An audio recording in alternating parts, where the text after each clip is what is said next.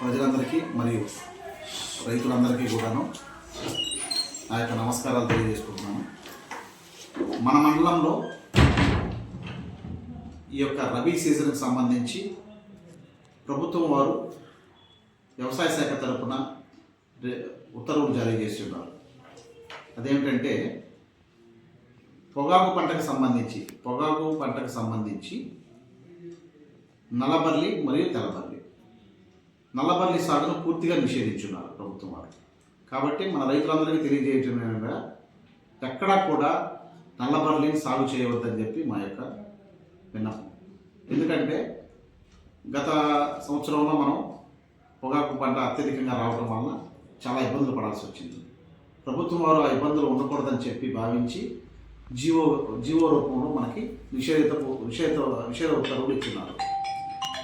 కాబట్టి ఆయా ఉత్తర్వులు అనుసరించి మన మండలంలో పూర్తిగా నల్లబర్లి సాగును పొగాకు సంబంధించి నల్లబర్లి సాగును పూర్తిగా నిషేధించడం జరిగింది.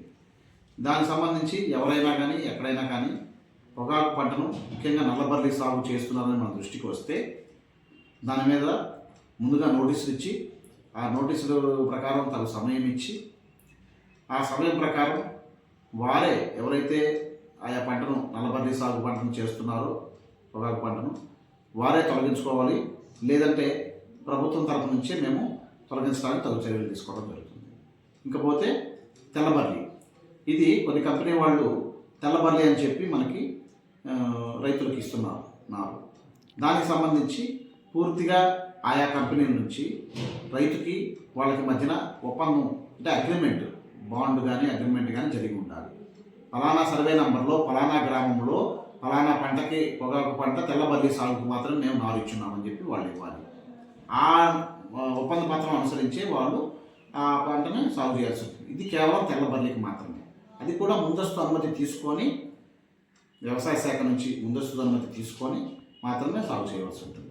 లేనిచో ఇది కూడా నల్లబర్లి ఏ విధంగా తొలగించవలసి ఉంటుందో తెల్లబర్లి కూడా పర్మిషన్ లేనిదే తొలగిస్తామని తెలియజేస్తున్నాం. కాబట్టి దయచేసి రైతులందరికీ విజ్ఞప్తి ఏంటంటే ఎవరు కూడా ముందుగా ప్రభుత్వ అనుమతులు లేకుండా నల్లబర్లి సాగు ఏ విధంగా అనుమతించబడదు.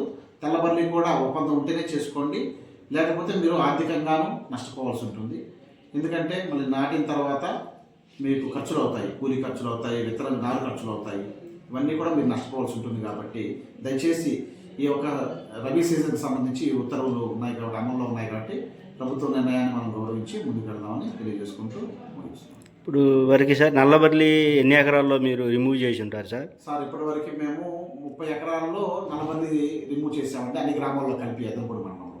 అంటే అన్ని గ్రామాలు అంటే మెయిన్ 8 రెవెన్యూ విలేజ్ సంబంధించి మొత్తం కూడాను మనం 30 ఎకరాల దాకా తీసేసామండి. Okay sir. ఓన్లీ నల్లబర్లి తీసాము సార్. తెల్లబర్లికి సంబంధించి ధ్రువపత్రాలు తెచ్చుకున్నారు బాండ్లు. Okay sir.